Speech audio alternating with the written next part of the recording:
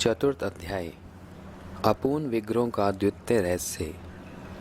भगवान श्री जगन्नाथ के ऐसे अपूर्व रूप में प्रकट होने का एक और भी कारण है।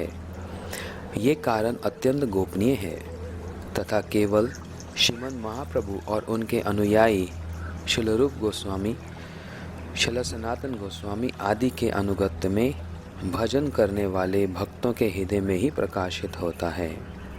जब श्री कृष्ण ब्रज से मथुरा चले गए तब संपूर्ण ब्रज ही उनके विरह में डूब गया।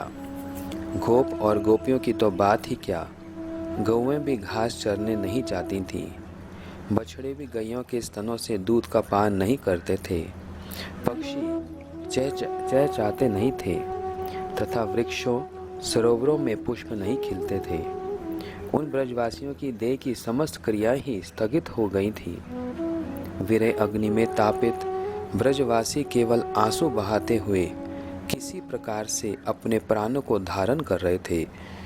गोपियों की स्थिति तो अत्यंत दयनीय थी और उनमें भी श्रीमती राधिका की मरण आसन मरने जैसी दशा थी। विरह से तड़पती हुई गोपियों को जब मूर्छा आ जाती थी उसी समय ही उन्हें विरह ताप से कुछ शांति मिलती थी। श्री कृष्ण भी द्वारका में गोपियों के विरह में तड़पते थे और कभी कभी श्री राधा, ललिता, विशाखा आदि का चिंतन करते करते मूर्छित हो जाते थे।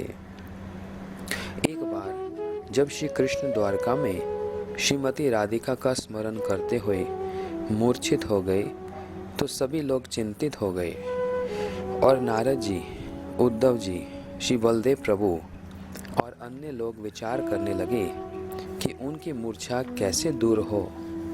सभी ने नारद जी से कहा कि आप अपनी वीणा बजाकर यशोदा मैया, गोपियाँ और अन्य ब्रजवासियों का गुणगान करें। किंतु नारद जी ने आपत्ति करते हुए कहा, क्या आप जानते हैं कि जब श्री कृष्ण की मूर्छा दूर होगी तब क्या होगा? वे तुरंत ब्रज की ओर प्रस्थान करेंगे और तब कोई भी उन्हें रोक नहीं पाएगा। वे सदा के लिए ब्रज में ही रह जाएंगे और फिर कभी भी लौटकर द्वारका नहीं आएंगे। इसलिए आपको बहुत सोच विचार कर कोई निर्णय लेना चाहिए। ये सुनकर सभी असमंजस्य की स्थिति में पड़ गए।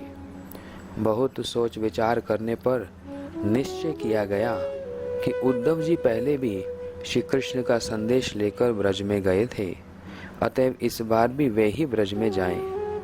वे ब्रज में जाकर यशोदा मैया, नंद महाराज और अन्य गोपों और गोपियों को संदेश दें कि श्री कृष्ण शीघ्र ही वहां आ रहे हैं और उनके स्वागत की तैयारी की जाए। तब कृष्ण के वहां जाने पर उद्धव जी भी उनके साथ कुछ दिन वहीं ब्रज में रहें और फिर चतुरता पूर्वक श्री कृष्ण को वापस द्वारका लौट आए। यह प्रस्ताव सुनकर उद्धव जी बहुत दुखी हो गए। उन्होंने कहा, यदि मैं वृंदावन में जाकर यह कहता हूँ कि श्री कृष्ण यहाँ आने वाले हैं तो कोई भी मेरी बात पर विश्वास नहीं करेगा। इसका कारण है कि बहुत वर्ष पहले भी मैंने उन ब्रजवासियों से कहा था कि मैं जा रहा हूँ और अति शीघ्र ही श्री कृष्ण को साथ लेकर आऊँगा। इसके बाद मैंने श्री कृष्ण से कई बार ब्रज में जाने का आग्रह किया, परंतु उन्होंने कोई ना कोई बहाना बनाकर टाल दिया। ब्रजवासी लोग मेरी बात का विश्वास नहीं करेंगे, अपितु कहेंगे कि यह झूठा फिर यहाँ आ गया। तब श्री नारद मुनि ने कहा, ऐसी स्थिति में तो फिर श्री बलदेव प्रभु ही जाकर गोप गोपियों को सांत्वना दे सकते हैं। परंतु बलदेव प्रभु ने इसी प्रकार उत्तर दिया, मैंने कृष्ण को अनेकों बार ब्रज में जाने के लिए कहा, किंतु वह सदैव यही कहता रहता है कि हाँ मैं जाऊंगा, परंतु कभी गया नहीं। अंत में मैं अकेला ही वहां पर गया और ब्रजवासियों को सांत्वना देने के लिए वचन देकर आया कि द्वारका जाकर मैं कृष्ण को लेकर ही लौटूंगा। मैं नहीं समझ पा रहा हूँ कि ये कठोर हृदय कृष्ण वहाँ क्यों नहीं जाना चाहता। इसका हृदय पहले बहुत कोमल था, परंतु अब पाषाण जैसा कठोर हो गया है।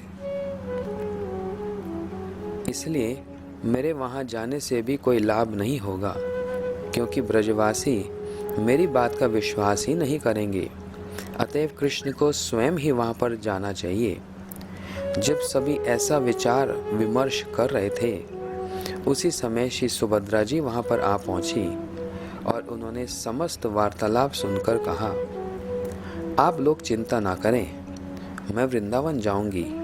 मैं यशोदा मैया से मिलूंगी और उनकी गोद में बैठकर उन्हें बतलाऊंगी, भैया कृष्ण यहाँ आ रहे हैं। वे मेरे साथ ही आ रहे थे, परंतु मार्ग में बहुत से राजाओं ने उन्हें घेर लिया और उनका अर्चन पूजन करके बहुत सी भेंट प्रदान करने लगे। इसलिए मैं पहले यहाँ पहुँच गई। भैया भी बस आते ही होंगे। मैं प्रत्येक गोपी के घर में जाकर भैया के आने का समाचार दूंगी और उन्हें भैया कृष्ण के स्वागत की तैयारी करने को कहूँगी। यह सुनकर उनका विरह दूर हो जाएगा।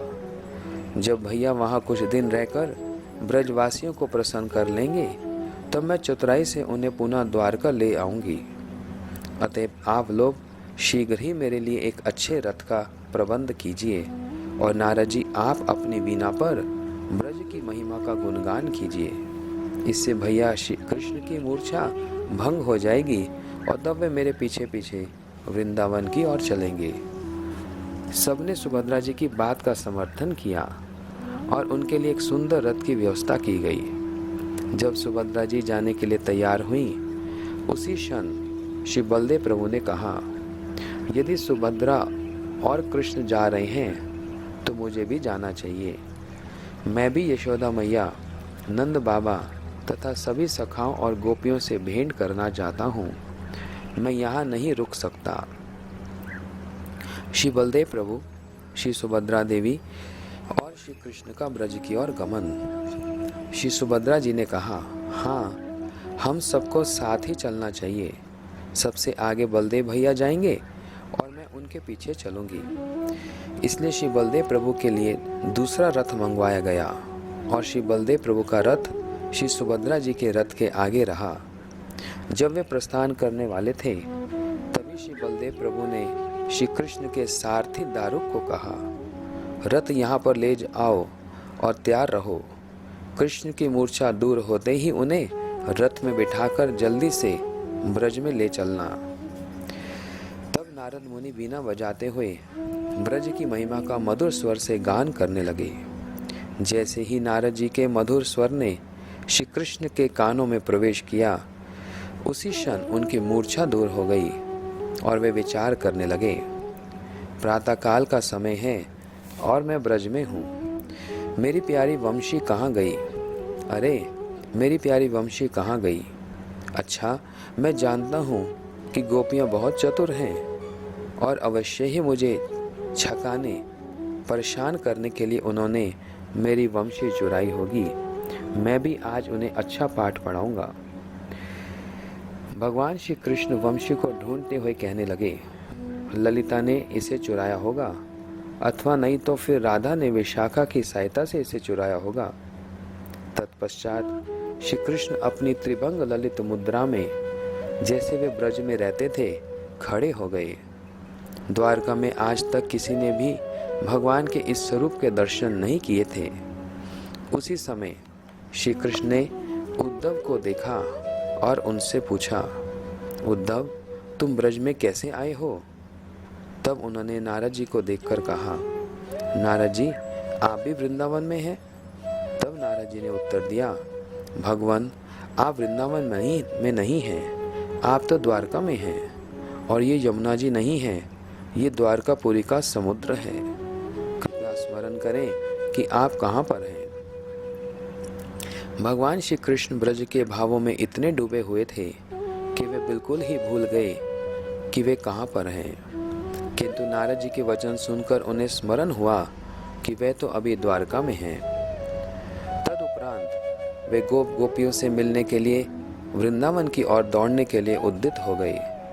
तभी उद्धव जी ने कहा, प्रभु, आपका रथ तैयार है, आप इस पर आकर बैठिए। हम सभी जानते थे कि आप ऐसा ही करने वाले हैं।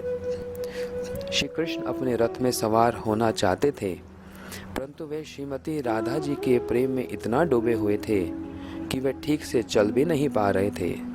बहुत से लोग आगे पीछे और दाएं बाएं से उन्हें सहारा देते हुए उनके साथ चलने लगे। वे श्री राधा जी के प्रेम में पागल से हो रहे थे। किसी प्रकार से उन्हें रथ पर ले जाकर बिठाया गया और उनके रथ पर बैठते ही सारथी दारुक रथ को तीव्र गति से ब्रज की ओर ले चला। श्री बलदेव प्रभु और श्री सुभद्रा जी आगे थे और श्री कृष्ण उनके पीछे चल रहे थे। उस समय वृंदावन में राधा जी श्री कृष्ण की तीव्र विरह सहन न कर पाने के कारण मरण आसन अर्थात मृत प्राय अवस्था में थी। सभी ब्रजवासी यह सोचकर चिंतित थे कि अब वे किसी भी क्षण अपना शरीर त्याग देंगी।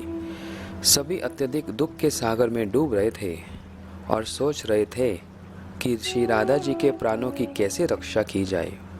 ललिता और विशाखा उन्हें सचेत करने का भरसक प्रयास कर रही थी, परंतु श्री राधा जी की मूर्छा दूर ही नहीं हो रही थी। उसी समय चंद्रावली आदि दूसरी सखियां भी वहां पर एकत्रित हो गई। वे सब भी बहुत दुखी थीं। यद्यपि ब्रज में 4 प्रकार की गोपियां हैं: स्वपक्षा राधा जी के पक्ष वाली, विपक्षा राधा जी के विपक्ष वाली, तटस्थ पक्षा राधा पक्षीय और विपक्ष की सखियों में समान भाव वाली, और सुहृद पक्षा राधा जी की मित्रवत सखियों का समूह। परंतु श्री कृष्ण के ब्रज में लीलावशता अंतर ध्यान होने पर अथवा उनके मथुरा या द्वारका जाने के पश्चात सखियों के पृथक समूह नहीं रह जाते। जब सभी गोपियों के हृदय में ही विरह का भाव जागृत हो जाता है, उसी समय सभी गोपियां श्री कृष्ण के विरह में एक ही पक्ष वाली हो जाती हैं और एक दूसरे की सहायता करती हैं। विपक्षा चंद्रावली भद्रा आदि सखियां भी आकर श्री राधा जी को सांत्वना देती हैं, क्योंकि श्री राधा जी का विरह भाव सबसे तीव्र होता है। वे सब श्री राधा जी के प्रति सहानुभूति का भाव रखती हैं और उन्हें सांत्वना देती हैं, क्योंकि उन सब का विरह भाव राधा जी की तुलना में कुछ कम होता है। यद्यपि चंद्रावली का विरह भाव भी बहुत अधिक होता है, तथापि वे श्री राधा जी को सांत्वना देती हुई कहती हैं, हे राधे, तुम रो मत, कृष्ण शीघ्र ही आएंगे।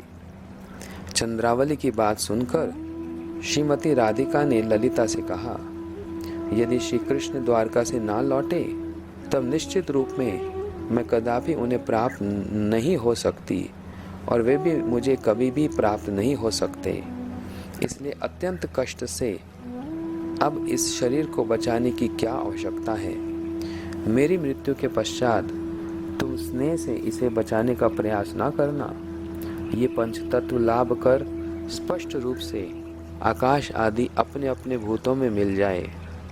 मैं अपने मस्तक को पृथ्वी पर टेक कर प्रणाम पूर्वक विधाता से यही एक प्रार्थना करनी चाहती हूँ कि श्री कृष्ण की विहार दीर्घिका में इस देह का जल, उनके दर्पण में मेरे शरीर की अग्नि, उनके आंगन के आकाश में मेरे अंगों का आकाश तथा उनके गमनागमन पथ में पृथ्वी और वायु उनके ताल वृत्त अर्थात ताल के बने हुए पंखे में प्रवेश करे।